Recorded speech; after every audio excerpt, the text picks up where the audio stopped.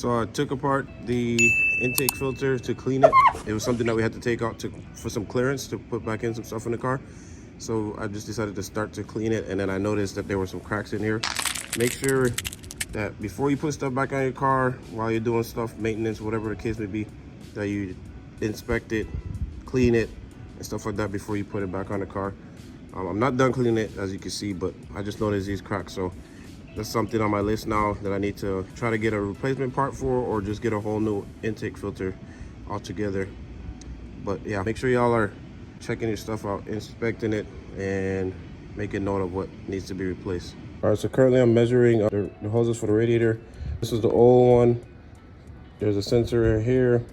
So I'm just cutting the new gritty radiator hose, measuring and cutting it to fit the sensor back in there, and then plumb the rest of it in. We're gonna show you guys real quick an easy way to, I guess, mark and cut the tube or the hose when you're trying to make cuts. So what I like to do is I just grab the old one, the section that you want, measure it up against the new one, make sure that it's more or less the same there, and then I just tighten on the hose clamp, and I grab a razor blade, and I just cut it manually. So I'm not gonna do it on camera, but this is basically how you would do it. It's marked off. You just come in here, you get on the edge where the clamp is, you just press in and just go around, follow the clamp. That hopefully ensures that your cut is semi-straight and you don't have any major issues that way. It's the easiest way, in my opinion, to do it. So I've got the sensor in right now. Just gonna adjust it, tighten it. Same thing on this side. Gonna like this. The other side of the sensor. The first side, come on, let me put this side on first. All right, so I decided to pre-assemble it before putting it on. Got the clamps on and all that stuff. It's already hooked up. So now I'm just gonna put it on and adjust. So after looking at this, it looks kind of close to the fan blade. Pretty close. So I'm gonna see how the old setup was.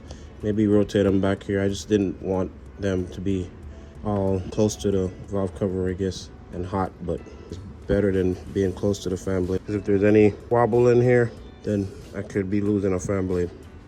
So I'll probably change it. All right, so got everything buttoned up. The filter's back on. The plugs are plugged back in for the fans and all that stuff, the sensor. Everything is tightened up.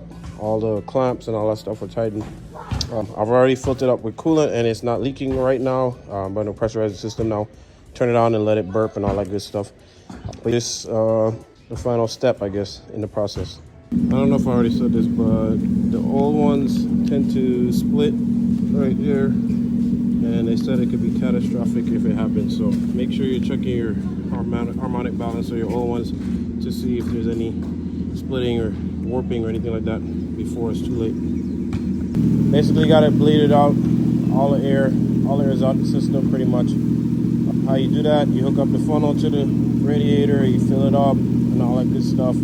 Start the car, turn the heat on, all that good stuff. Then you rev it to 3,000 RPM for like 10 seconds, hold it 10 seconds, and you just monitor it, check the levels and all that stuff, make sure you're topping it off. And after that, you go take it on a drive and all that good stuff.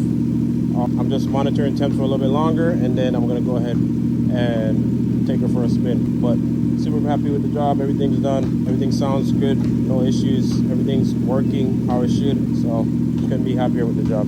Appreciate you guys stopping by, checking out the video and whatnot, and stay tuned for the next one.